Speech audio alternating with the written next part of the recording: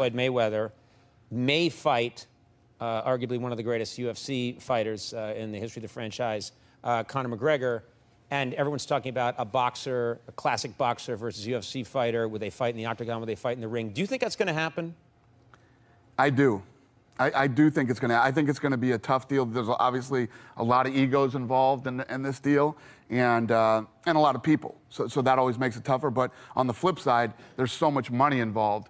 I just don't see how it doesn't happen. And you know, everybody always asks, and it would be boxing. It wouldn't be. See, that's the thing. Is the rules would be strictly boxing. Conor can't use any of the. I mean, UFC obviously. Right. You can use all of your body. It would no be a kicking, boxing no match. elbows, no, just straight up boxing in a boxing ring with gloves and the whole deal. And you know, a lot of things make this fight intriguing, but the reality is this: anybody who's ever seen Floyd Mayweather, you've seen him, right? Yeah. He's this big, okay? He's that tall. And that's not really true. Yeah, that's exactly how tall. That's really no. Here? That's the size of a small refrigerator you're describing. But anyway, yes, Conor McGregor is huge, and you know. He's 27 years old. He's in the prime of his career. Floyd is 40. Floyd always had problems with southpaws. Conor is a southpaw, and Conor hits hard. When he hits people, they go. Floyd's definitely not knocking him out. That's for sure. So I'm not saying that Conor would win this boxing match, but it sure makes it interesting. One of the reasons I would want to tune in is to see Floyd Mayweather kick. Don't you think Floyd should be kicking in this? Or why not just open it up and they both have pool noodles? I mean, why not just go nuts with this and really add everything you can think of? Well, that's the thing. I mean, if this was a mixed martial arts fight, it wouldn't last 30 seconds. I mean, Conor would destroy him. No, I could have a kind of a running feud with Tito Ortiz. I think we have a picture of him here. I don't know what his beef is with you.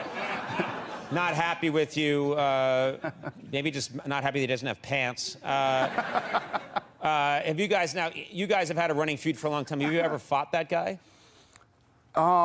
No, we were gonna fight one time in a boxing match, but I actually never told this story publicly before. But we were on a private plane on our way to Japan, and it was my partners, the Fertitta brothers, myself, Tito Ortiz, and our matchmaker at the time, Joe Silva. And Tito and I were messing around, and he put me in what's called a neck crank, and I was tapping, and he didn't stop.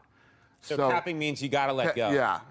And you can seriously hurt somebody in a neck crank, especially as big and strong as Tito is. So I just started blasting him in the ribs, started punching him in the ribs.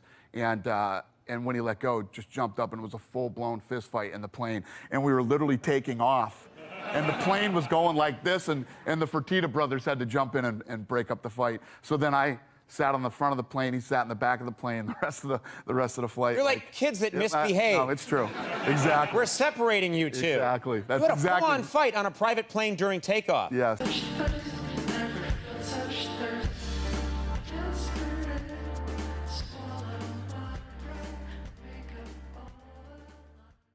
Like when Ronda Rousey came back, and when she fought Amanda Nunes, and all the lead up was all about Ronda Rousey. Yeah. And it was also about her getting back to being the best in the world. Mm-hmm. And I was watching all that, and it was like, I'm going to be world champion because fighting is the most important thing. And I was watching, I was like, wow, this all on paper. I mean, I'm keeping my mind open.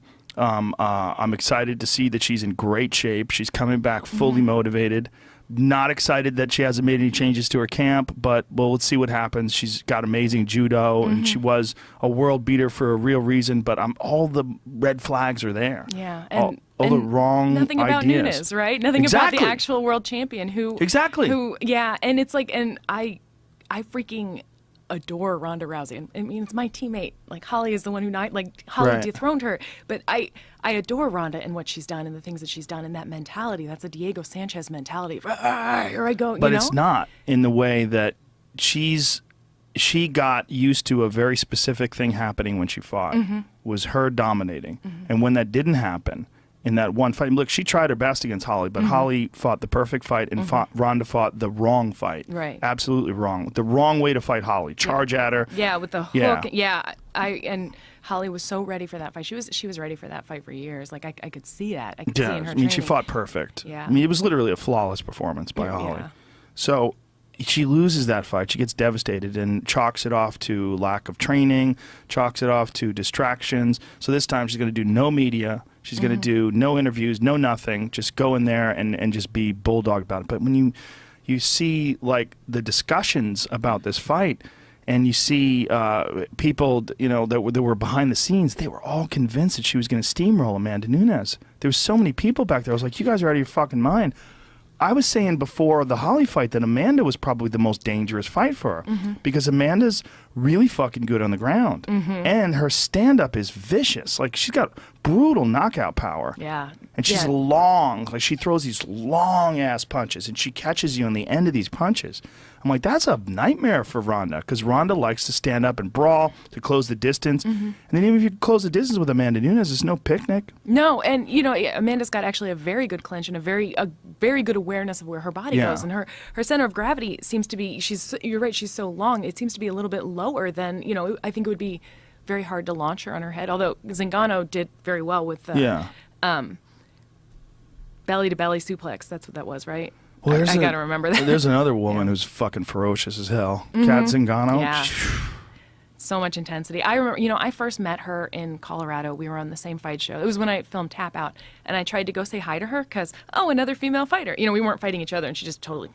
And I was like, oh, what a bitch. And then I got to know her better, and I was just like, she is an amazing person. She's just intense. She is. She had a fight coming up. She didn't want to talk to anybody. She didn't want to have, she didn't know who I was, I didn't know who she was, and we weren't going to talk. And then, and then I just got to absolutely adore her.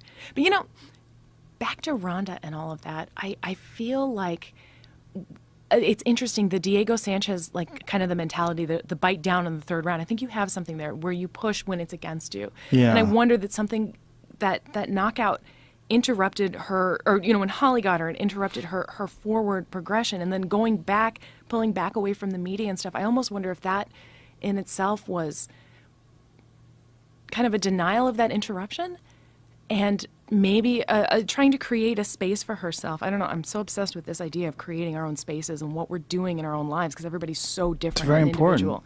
Yeah, and what she was trying to I guess plot out the way to this fight and to way to this victory against Amanda Nunes, and not being distracted and not doing press and stuff like that. And I almost think if she had done the press, and this is just a theory, I don't know her that well. I think she's a lovely person, but if she had done the press, if she'd exposed herself to all of that again, if she would have had more of a triumphant attitude, because she would have known, when you know what it's like to lose, and you know that you can still get up the next day and be okay, and face the people who you said a million things to, a million confident things to, and you're wrong, or you were wrong for a night, and understand that you can actually still get them to see your side. I don't know if that makes any sense. It does. I see what you're saying. I see where you're going with it. I don't know. I think there's a bunch of problems technically with how she was preparing. I think her work with Edmond made her look really good on the mitts. But there's a big difference between looking good on the mitts and having a bunch of different options tactically when you're in a fight. And I think a lot of that comes with just long sessions in the gym, a lot of experience, and years of sparring and fighting. But she was just go forward, attack, go forward, attack. And when she started getting hit, she didn't have any answers. She was like throwing up this sort of push away front kick and moving away against Amanda, and she was kind of done from like the first couple of punches landing. And I think that if you look at real seasoned strikers, like a good example would be, boy, there's a lot of good examples, but Joanna Jędrzejczyk in her last fight against Karolina Kowalkiewicz. Okay, that is two very seasoned strikers. Yes. There was a lot of feints. There was a lot of different angles. There was a lot of different approaches. It was try one way, that doesn't work. Let's go over here. That doesn't work. Let's go over here. Now I got something. Let's try that again. Went to the well too many times. Try back to this again. It was a communication. There was a conversation going on.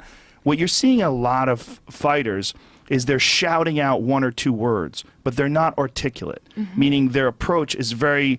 If you see someone and they just keep going to the big right hand over the top, it's like you're just banking on this one thing, and someone is going to be able to figure out that approach, and it might not be the person that's right in front of you, but someone who's really good is going to find their way through that, and they're going to be able to talk circles around you. I talk all the time about... When I watch fighting, I try to break it down objectively. I'm saying what it mirrors in a lot of ways is communication.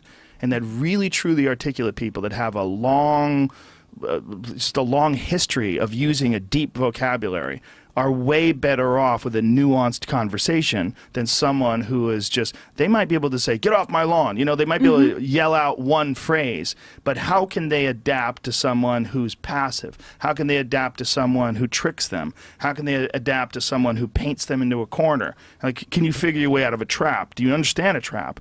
And when you see it in fighting, you see people getting set up and you see things happening. Like Anderson. Like Anderson Silva was a master at setting people up and a master of that, like figuring out the language of what you do. What do you do? Like, what's your thing? Like, what you could see him when he was moving with guys. He would stand southpaw, he would switch up, he'd move around, he would give you a little of this, and he'd just try to, and then eventually he'd figure out your rhythm and then start dropping shit on you. And when he did, it was masterful to watch, because here's a guy that had figured out